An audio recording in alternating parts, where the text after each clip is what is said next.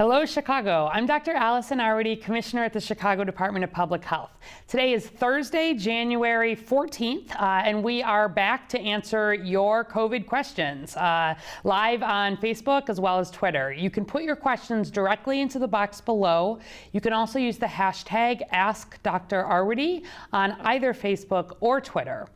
Goal is to give you updates on COVID in general, as well as answer questions, and I know there's a lot of vaccine questions. We had a press conference earlier today out at one of the city colleges of Chicago, Daly, that is serving as one of the mass vaccination sites, the points of dispensing, or pods, here in the city of Chicago. Those are ramping up really quickly. We started with one at on the southwest side where I got my vaccine less than 3 weeks ago, and now are expanding up. We will have 6 city colleges open for points of dispensing by the end of next week, and continue to expand capacity in that way. Once those are fully up and rolling, we'll have the ability to do up to 25,000 doses across those sites. In addition, though, we are rolling out and enrolling our outpatient providers. So these are your doctor's offices, your pharmacies, your federally qualified health centers.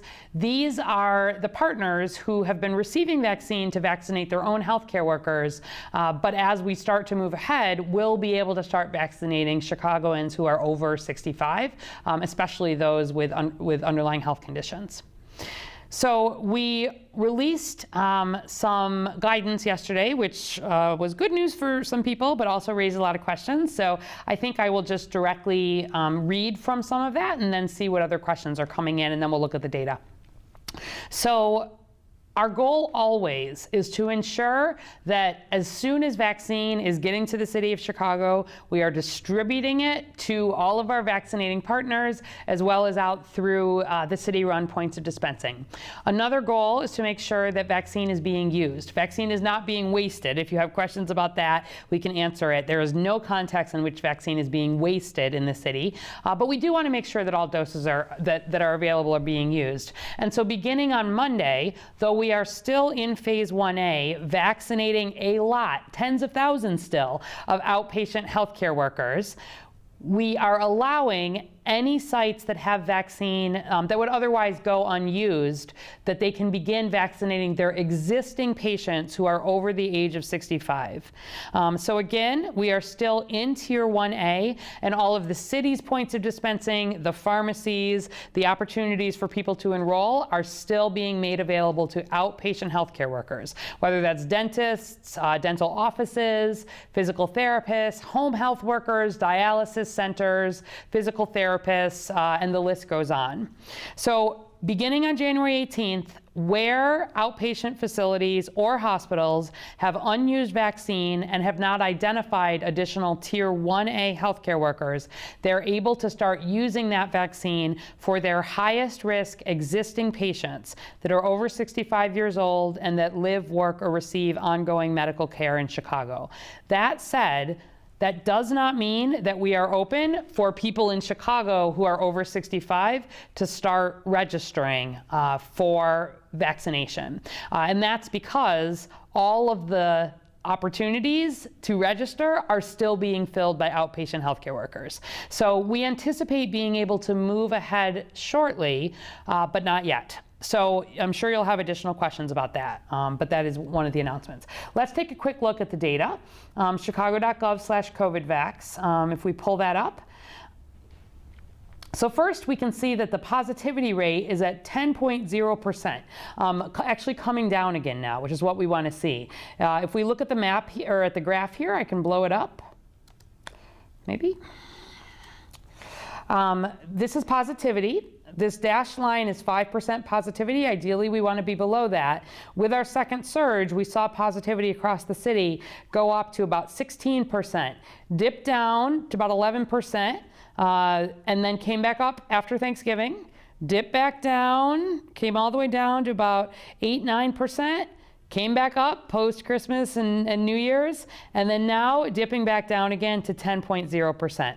A lot of that is because we're seeing testing capacity increase, but definitely heading the right way. Our case count is at 1,215 per day. Our tests are averaging about 13,600 per day, averaging 13 deaths per day. So I think with that, let's go ahead and get into questions, because I'm sure people have a lot of questions, and I want to help clarify. All right. Samantha Smith from Twitter, where can people over 65 get the vaccine? Is there a list of providers? Right now, people over 65 cannot register to be vaccinated yet. It will be coming soon. Any provider that has leftover vaccine, as in vaccine that would otherwise be unused, can administer it to existing patients. Meaning, for example, if I am a hospital, I use the vaccine that I have available to continue vaccinating my many healthcare workers who work in the hospital and perhaps had not elected to be vaccinated yet. There are lists, and we have been matching up outpatient providers, again, who are not vaccinators themselves, with hospitals, with pharmacies, to ensure that they're being vaccinated. If there is vaccine that they otherwise have available, they can give it to people who are over 65, for example, who may be discharged from the hospital, who are going into rehab or a long-term care type facility. If we're talking about an outpatient practice and they have existing patients who are highest risk within their panel, who are in for an appointment, for example, or who are otherwise available, we are allowing them to use any unused vaccine. We definitely don't want there to be unused vaccine. But there is not yet a place here in Chicago for people over 65 to be able to sign up for a vaccine appointment. I expect this very, very soon. We just need more vaccine to be able to do that. And additional questions. So, Donna Leopard from Facebook, I will be 65 in April, but I have an underlying respiratory condition. When might I be available for the vaccine? So phase 1B is open to everybody who is over 65. Phase 1C is open to everybody with an underlying condition, anybody over the age of 16 with an underlying condition. So depending on where we are in terms of the time frame there, I expect, April will probably be, depending again how much vaccine is available. Hopefully we will have a third, even a fourth vaccine, potentially starting to come online by then. Definitely when you turn 65, you would be eligible for vaccine. And other than that, if we're able to have enough vaccine to be able to move ahead into phase 1C, that is when you would otherwise be eligible. So you'll get it this spring. And your birthday, when you turn 65, would be the latest day that you would be eligible. Susan Villanosa from Facebook. If we are all vaccinated in our office, can we stop wearing masks? No, I'm sorry, you can't. Very much right now here in Chicago and everywhere where we are still in a major COVID outbreak. Vaccination is a part of protecting Chicago, and we still have a lot of COVID here. This is a fantastic vaccine. Remember, you need 2 doses of vaccine, and actually the protection is considered to be in place about a week or two after that second vaccine. And so there's that piece, that it's not just the first dose. But even then, a 95% protective vaccine is a fantastic vaccine, but it still means 1 in 20 people have the potential to get COVID if they're exposed. And when we still have a lot of COVID here, and we're still learning about the possibility of asymptomatic COVID or other possibilities, very much the recommendation is that people continue wearing their masks, doing their social distancing, even as they are being vaccinated. Further down the line, when a higher percentage of the population is vaccinated and the risk goes down, the number of cases goes down, we will be able to start recommending again, not needing to be making that masking and social distancing. But right now, vaccination is one part of that, and under no circumstances should people stop doing some of these other mitigation efforts that also help. On an individual level, certainly the risk is down significantly, and this is where especially we think about people in our long-term care facilities. We want to get those facilities very heavily vaccinated, where we've got ideally all of the residents and all of the staff in these facilities being vaccinated. Risk does go down significantly. We want to be able to open some of those facilities up some more. But right now, there are a lot of people still not vaccinated, and the risk remains high. So masks do continue. Mike Chinnander from Facebook. Will Chicago be setting up a large vaccination site like is being done at Disneyland in California? So right now, in the middle of winter here, we're working to set up large vaccination sites that are actually distributed around the city. We want to make sure that there are vaccination opportunities for people in all of our neighborhoods of Chicago, and we are considering the possibility of even larger sites like this. But for example, some of these large sites that we're opening at all of our city colleges, those function in the same way as a Disneyland site does, where we'll have at least 6 online by next week, and the capacity when they're fully operational to do at least 25,000 doses every week at those sites. That's the same idea, but it's more distributed across the city, making sure that we have efficiency there. The biggest challenge, honestly, operationally in setting up these sites is that unlike Disneyland in California, we have to have the space and the indoor space, given that it's January in Chicago, to not only be able to vaccinate, but to make sure we can do that monitoring of people. There's a lot of work that goes into making sure that this vaccine is administered safely, and that the questions are being asked, the vaccine is being drawn up. There's a lot of work behind the scenes. But also, although we have not seen an unexpected number of these allergic reactions, we know that there's concern about them. And the guidance very much right now is to make sure that anybody who gets a COVID vaccine be monitored for at least 15 minutes. And if they have this history of allergies, for 30 minutes. That means half of our indoor sites right now are being taken up by people with the appropriate social distancing for some of that monitoring. So Disneyland in California, some of these large sites in Florida have the ability to do outside vaccination, but even more so some of this outside monitoring. So we are exploring additional options, and we may do more of this. But again, the biggest barrier right now to us being able to move faster is not this operations piece, because we have mass vaccination sites, and we have now more than 275 sites that are enrolled and that we're sending vaccine to, who in turn will be able to vaccinate Chicagoans. It is the amount of vaccine that we're getting in. We're hearing really good news at the federal level. The incoming administration, the outgoing administration, there's a lot of talk about releasing more vaccine, building up the production, et cetera. But we have not yet actually seen that come to fruition here in Chicago. We shared at the press conference this morning that each week where we look at how much vaccine we've been getting here in Chicago, this current week that we're in, we got a total of 32,775 first doses between Pfizer and Moderna. The same basically as what we'd gotten the week before, down from the week before, down from the week before. So 33,000 doses is not a lot of doses. When you think about how many people we have to vaccinate in 1A, are approximately 400,000 healthcare workers and long-term care facility residents. But especially as we look ahead to 1B, we have 360,000 Chicagoans who are over the age of 65, and about that many, and we'll have some more detail about this in those frontline essential workers that have been prioritized. But there's 150,000 just in education alone, to give you a sense of this. Where I think about more than 700,000 people needing vaccine, I need to be getting 70,000, 140,000 doses of vaccine a week. And this coming week, despite all the conversation, we learned we're only getting 17,550 first doses of Pfizer and 17,000 first doses of Moderna. The second doses are coming behind, to fill in exactly what we got 3 and 4 weeks ago. But in terms of being able to expand out vaccine, it's that first dose that really matters at this point. So it's a little better, but what is that? 34,550 first doses as compared to 32,775.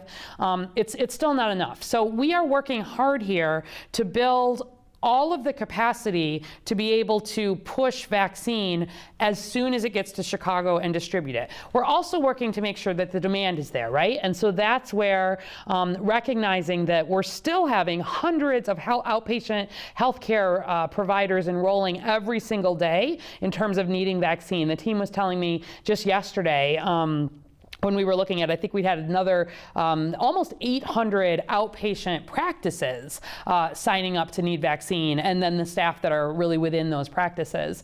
And so there are still tens of thousands of people who need that vaccine in 1A. And if you think about the numbers, that makes sense. In our first month here in Chicago, we received first doses of vaccine, and we had to allocate about just under 59,000 of the first doses for the ongoing long-term care facility program. That's a requirement.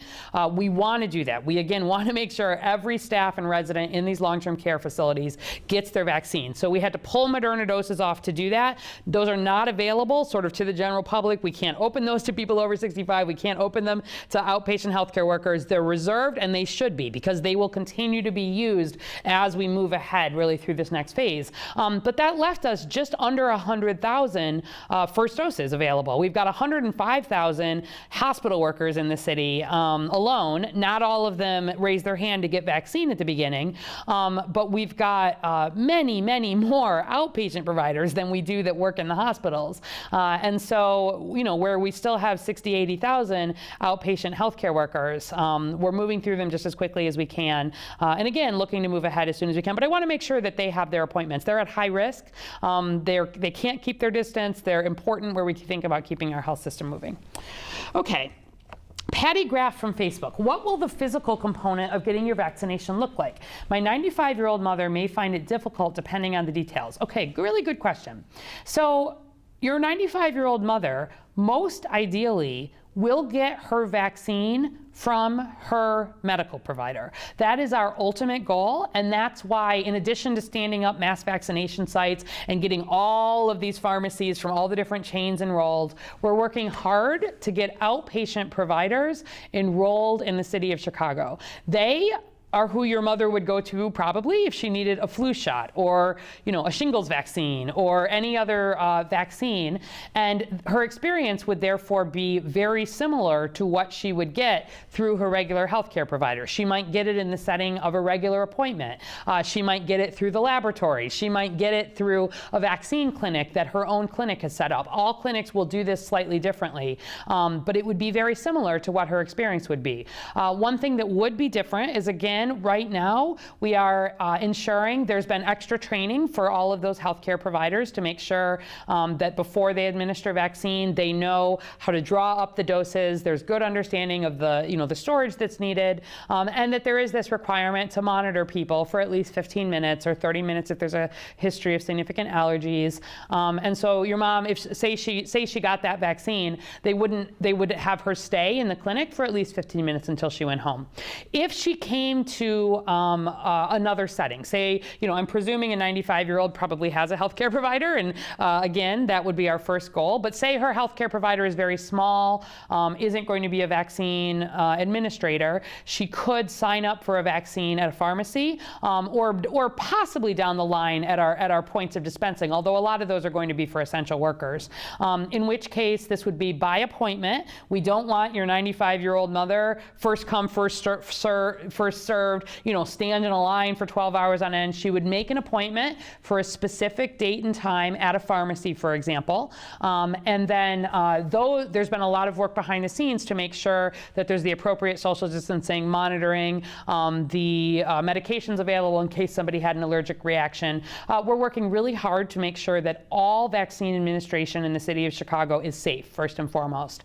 And so she would answer some questions about her history of allergies in particular.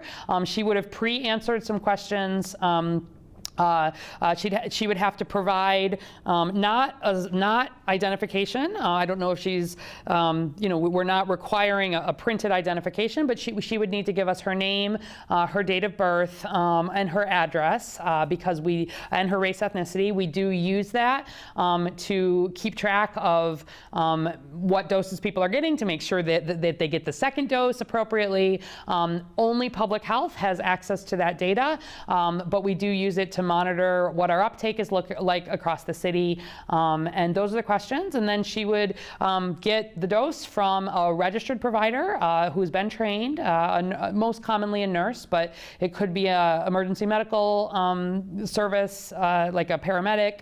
It could be a medical, nursing, pharmacy student with appropriate supervision and training. It could be a pharmacist. It could be a doctor. It could be another licensed provider. So I hope that helps you understand the difference. But really, this is not, in terms of the experience for the individual, it's not significantly different from your experience getting a flu shot, except that there is this requirement for at least the 15 minutes of monitoring.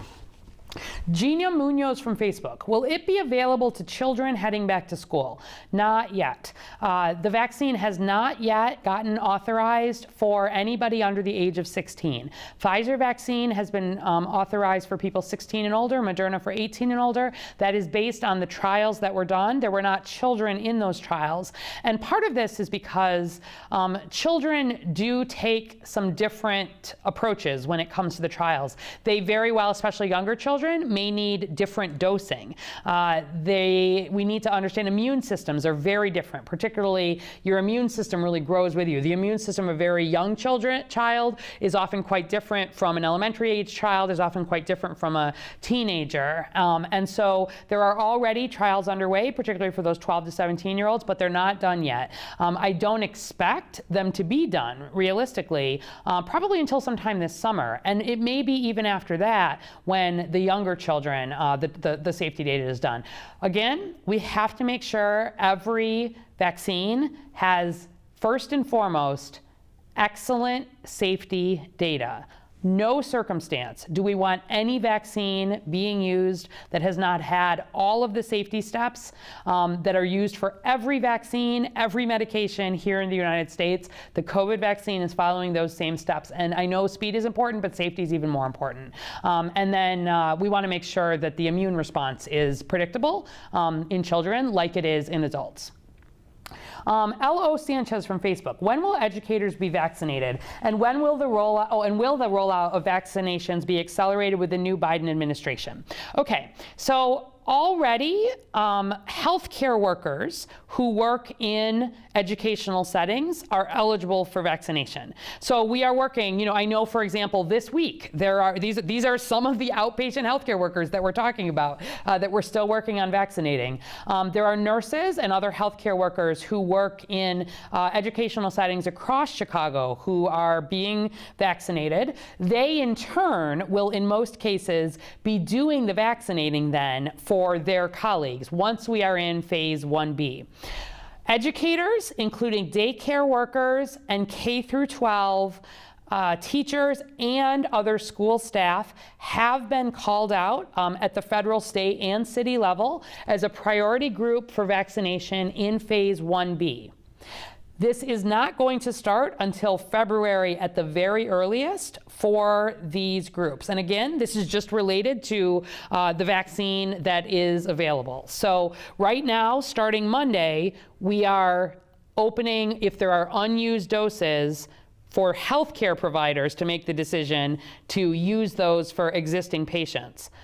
We expect shortly to be able to more broadly open to those over 65, but we're doing a lot of work behind the scenes to also make sure that vaccine can be distributed through employers to all of those priority groups in 1B. So even, in terms of our highest risk for COVID, our correctional officers, our first responders, fire, police, et cetera, there is already planning and vaccine that has started with healthcare workers that will will flow into those other prioritized groups within 1B. And similarly with education, we're starting with the healthcare workers in those settings, and then we will be moving ahead with vaccinating educators. But again, this comes down to numbers, right? There's 150,000 educators just in Chicago. We've had daycare workers coming to work every single day. In a lot of cases, they are the most hands-on when it comes to interfacing with children. We also have all kinds of private, parochial. This is all K through 12, all daycares. And so we would imagine, for example, daycares are more likely to be independent. They might only have a handful of employees. We're more likely to have those daycare workers register in our pods, for example, our points of dispensing. We're more likely to send vaccine to school settings. Ideally, they're using their own school nurses, or we're working with them to make sure that there are licensed vaccinators to work through vaccinating staff. But we don't have enough vaccine.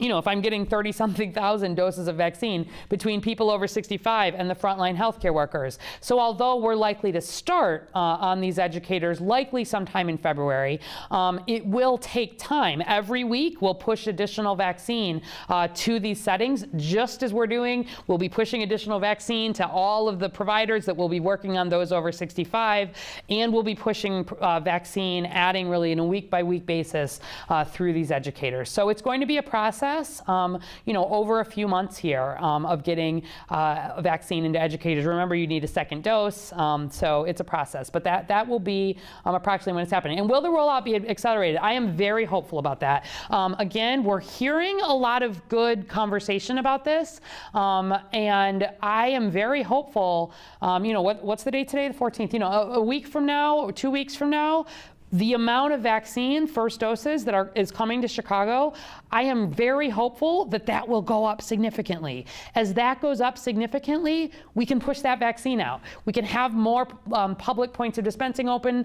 We can have more vaccine in pharmacies. We can have more vaccine with providers. And we can push more vaccine to all of these employers, that it's so important that we prioritize, you know, these folks for vaccine. So we are building and have built the system to be able to distribute all of this vaccine. We just need the vaccine to be able to push out through it. So I'm feeling very hopeful about that.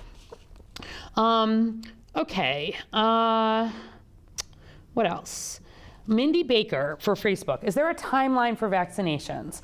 When can we sign up for notifications? So if you are concerned about missing an opportunity, you are welcome to sign up on Chi COVID Coach. That is not, though, signing up for an appointment. I want to be very clear about that.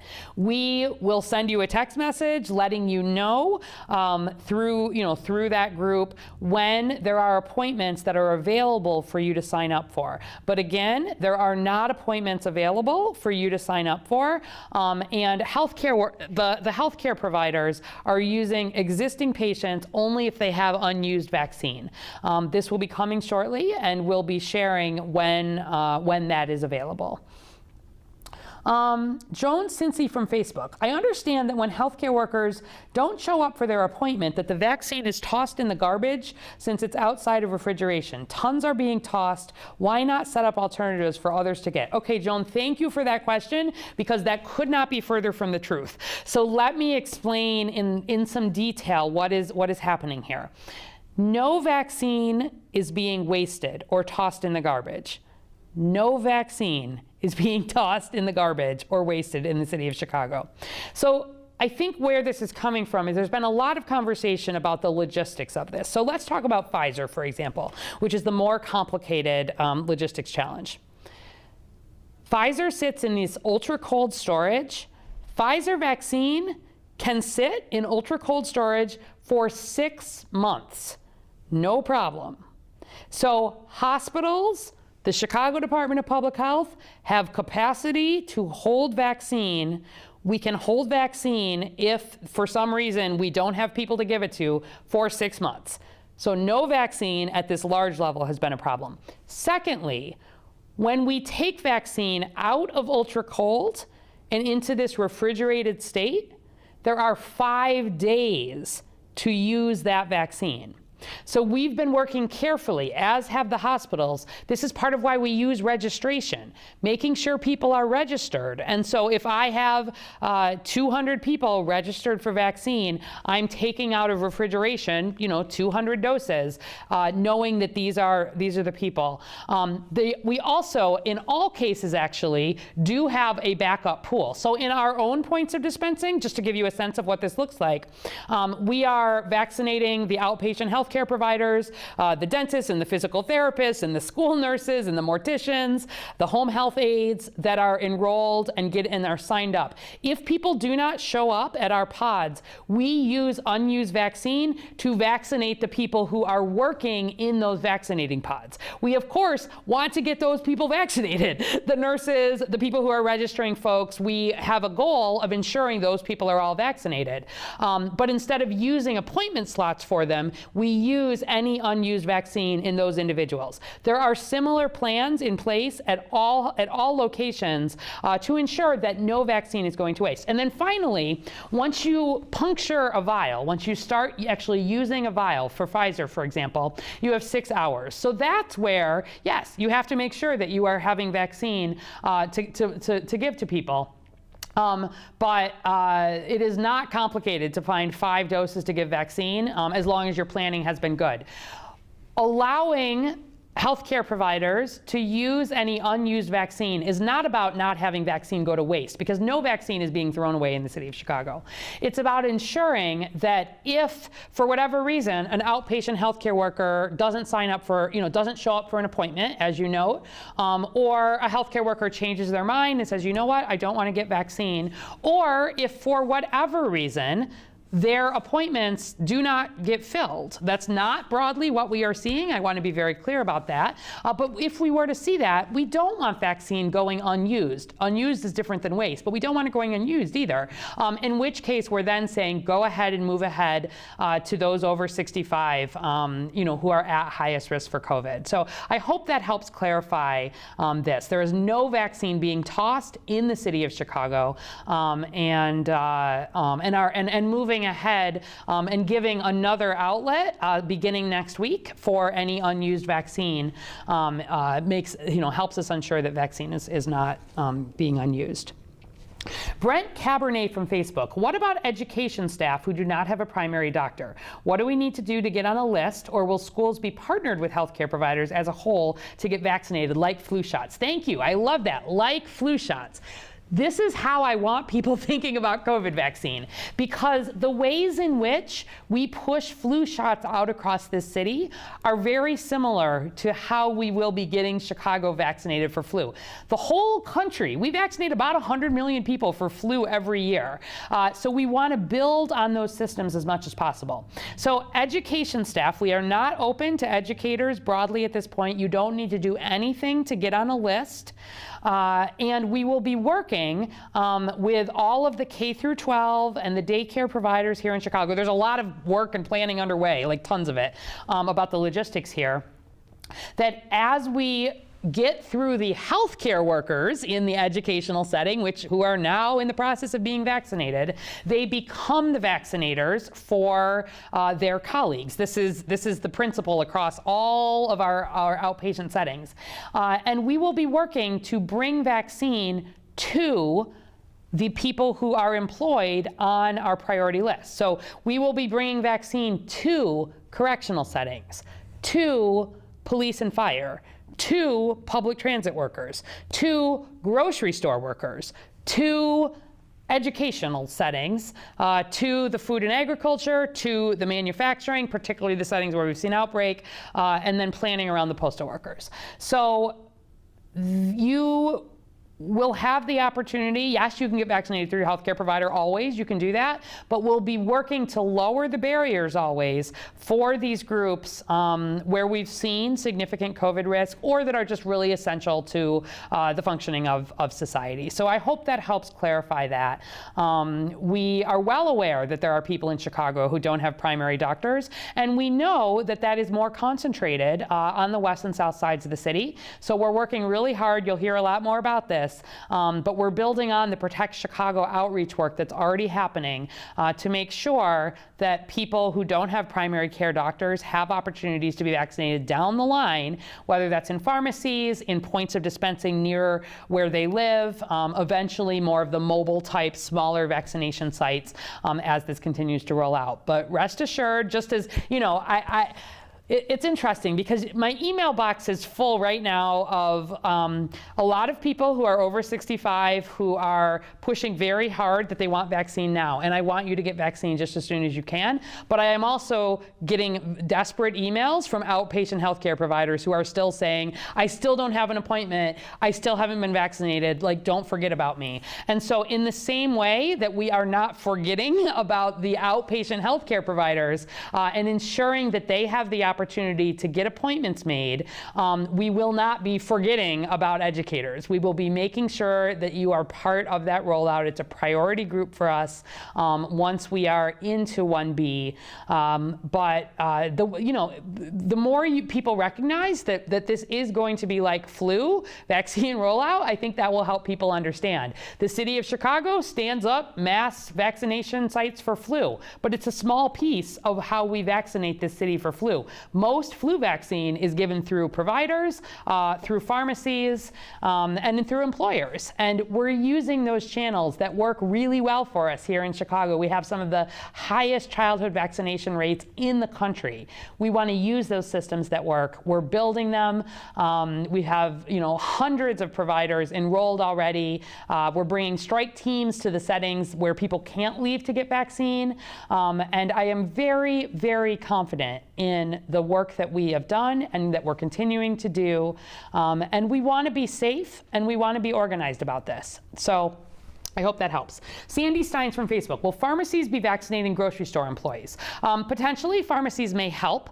We will be working again to make sure that grocery stores have vaccine available on site. So think about this. If you're a Mariano's, a Walmart, a Jewel Osco, a setting where a grocery store may have a pharmacy within that, obviously that pharmacy is going to be the vaccinating partner for that grocery store. So in that case, yes. However, smaller grocery stores won't have pharmacies within them. And in that case, we'll be working to either send a strike team to a grocery store, pair them with a vaccinating partner. That could be an outpatient clinic, that could be a hospital, that could be a nearby pharmacy. And then in the smallest locations, we would probably say, look, instead of sending a vaccinator to you, if you're in a much smaller setting, instead, we're going to open up appointments to you at pharmacies, at points of dispensing, and then anybody will have the opportunity to get that vaccine always through their healthcare provider. So I hope that helps people understand some of the planning here. All right, we are coming up on time. Cheryl Dobnikar from Facebook will take, did I have any side effects after my second dose? Many are saying they're experiencing more than with the first. So I know it feels like we've been in COVID vaccine for so long. It still has not even been time for my second dose yet. I got my first vaccine less than 3 weeks ago. I'll be getting my second dose on time. It'll be next Tuesday. But again, patience is part of this game. I want to reiterate that people who have had an opportunity for COVID vaccine and perhaps did not raise their hand to be the very first, and I'm talking to healthcare workers, long-term care facility workers, long-term care facility residents, when you have opportunity, like right now, to say, now I'm watching my coworkers get second doses, I've seen them get first doses, everybody looks good, please take that opportunity. We want you vaccinated. You are critical to our ability to get past COVID, to have safe environments for everybody in Chicago, and if we have additional COVID surges in the future, We need you protected so that we can keep our healthcare system strong. I will be getting my second dose on Tuesday. I will 100% report back to you side effects. I am hearing from a lot of my, I of course have healthcare provider friends all over this country and this city, many of whom are saying, I didn't have any side effects after the second dose. Some who are saying, yeah, I had some side effects after the second dose. Similar to what we've been describing, but nothing unexpected. And again, broadly, a sense of relief at having protection from COVID. So more to come on that, but we've only been vaccinating here just a few weeks. We just got started with second doses. We're ramping up as fast as vaccine is getting to the city of Chicago. So good news and things to do. Please join us virtually on Friday at 10 a.m. Chai.gov/MLK or hashtag Together We Heal. There's going to be some conversation about honoring the life and legacy of Dr. Martin Luther King Jr. I think there's been a lot of conversation about this, particularly in the light of COVID-19, the uprisings for racial justice, the ways COVID has highlighted the inequities in our society. So please join chai.gov/MLK Friday at 10 a.m. To be part of that conversation. We're also really proud to announce that Chicago is one of just 10 U.S. cities to win a 2020 gold medal rating from City Health. It's about our use of policy to improve the health of residents. It's the fourth year in a row that the Chicago and the Chicago Department of Public Health have won that and been assessed at that level. You can go to cityhealth.org/2020 annual report to see the ways in which we've been working as a city to put evidence-based practices and policies in place to help keep Chicago safe. So we're really proud of that work. I think with that, we will call it a day.